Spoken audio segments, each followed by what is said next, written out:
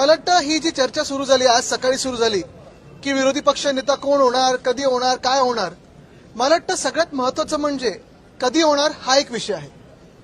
महाराष्ट्रासारख्या राज्यामध्ये एवढं निवडणुका झाल्यानंतर निवडणूक आयोगाच्या आशीर्वादानं बहुमताचं सरकार बसलेलं आहे आणि तरी नेमकं कोणाला घाबरतायत हे, कशाला घाबरतायत हे?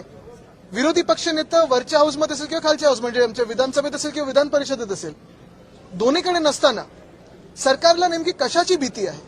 बरं, असं झालेलं आहे की सरकारमध्येच दोन विरोधी पक्ष नेते तयार होत नाहीत ना, असा देखील प्रश्न कदाचित मुख्यमंत्र्यांना पडला असेल आणि म्हणून कुठच्याही बदल झालेला आहे विरोधी पक्षाच्या प्रस्तावाच्या ह्याच्यात, ह्या अफवांवर विश्वास ठेवू नका. कोणी बातमी पेरलेली आहे, कधी पेरलेली आहे, कुठच्या माणसांनी पेरलेली हे आम्हाला सगळं माहिती आहे.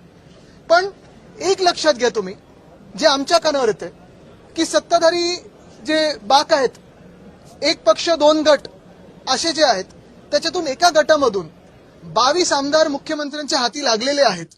जर तुम्ही गेल्या एका वर्षाचा अभ्यास केलात तर त्यांची कामं असतील, त्यांना फंड असेल, चांगला मिळालेला आहे.